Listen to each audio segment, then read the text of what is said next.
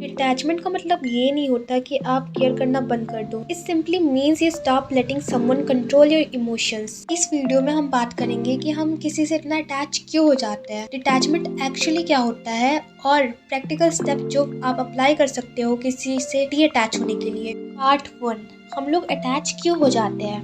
हम किसी से अटैच इसलिए नहीं होते क्योंकि वो परफेक्ट होते हैं। हम अटैच इसलिए होते हैं क्योंकि उन्होंने हमें थोड़ा सा स्पेशल फील करवाया होता है। जब हम लोनली थे तो वो वहाँ थे, या फिर उन्होंने हमें वो दिया होता है जो हम खुद को नहीं दे पा रहे होते हैं। अटेंशन, वैलिडेशन, कंफर्ट, एंड ऐसे ही धीरे धीरे एक इंसान हमारी इमोशनल नीड बन जाता है। प्रॉब्लम ये नहीं है कि हम केयर करते हैं, प्रॉब्लम ये है जब हम एक इंसान को हमारी खुशी का सोर्स बना लेते हैं, तब अटैचमेंट प्यार नहीं बल्कि फियर बन जाता है। Fear of losing that person, कि क्या हमें इस इंसान से बेटर मिलेगा या फिर नहीं मिलेगा। पार्ट 2, डिटैचमेंट एक्चुअली होता क्या है। डिटैचमेंट का मतलब इग्नोर करना नहीं है, और इसका मतलब ये भी नहीं है कि आप डिस्टेंस क्रिएट कर रहे हो। डिटैचमेंट का मतलब ये है कि बिना बैक के रिस्पेक्ट पाना, बिना चेज के क्लैरिटी पाना, और चीज़ों को एक्सेप्ट करना सीखना। ये चीज़ सीखना कि everything happens for a reason.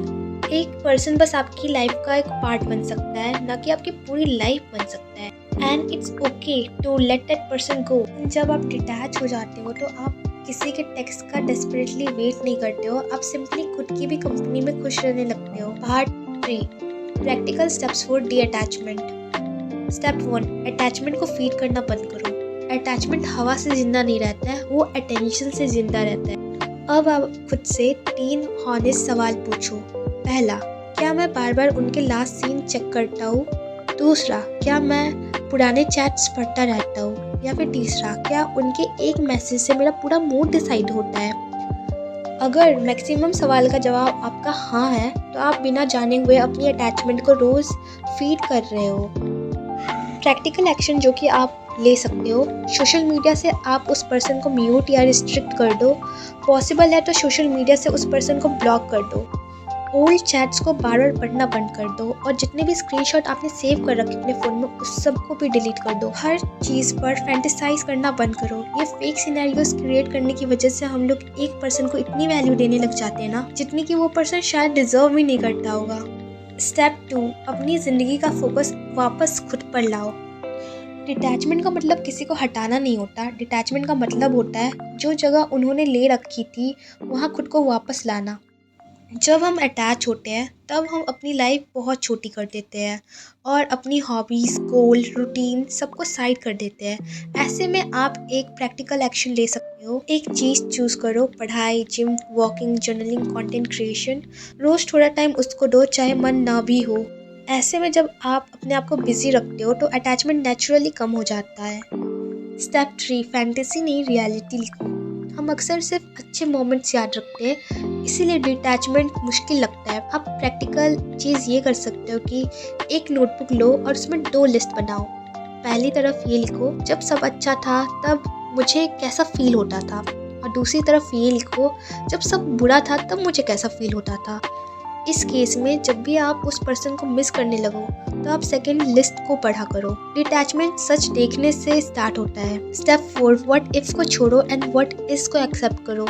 हम अक्सर किसी इंसान से नहीं, उसके फ्यूचर वर्जन से अटैच होते हैं जो कि हमने अपने दिमाग में बनाया होता है। शायद वो बदल जाए, शायद वो एक दिन समझ जाए, शायद टाइमिंग की गलत थी। लेकिन पीस तभी आता है जब हम खुद से कह पाते हैं कि I accept this situation as it is, not as I wish it to B.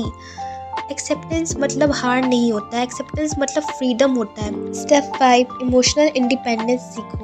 जब तक आप अपनी लोनलीनेस हैंडल नहीं कर पाओगे, अटैचमेंट रिपीट होती रहेगी। और इसके लिए आप ये कर सकते हो, थोड़ा टाइम आप अकेले में स्पेंड किया करो, बिना फ़ोन एंड विदाउट नोटिफिकेशंस देखे हुए। खुद से बात करना सीखो, खुद को कंफर्ट देना सीखो। जब आप खुद के साथ ठीक हो जाते हो तब कोई भी आपका इमोशनल कंट्रोल नहीं ले सकता है। अगर आप यहाँ तक सुन रहे हो तो शायद आप भी किसी ऐसे ही फेज से गुजर रहे होंगे, बट इतना याद रखना, आपका दिल सेंसिटिव होना आपकी वीकनेस नहीं है, पर अपनी शांति प्रोटेक्ट करना आपकी रिस्पॉन्सिबिलिटी है। डिटैचमेंट एक दिन में नहीं होता, पर हर बार जब आप खुद को चूज करते हो आप एक स्टेप फ्री हो जाते हो।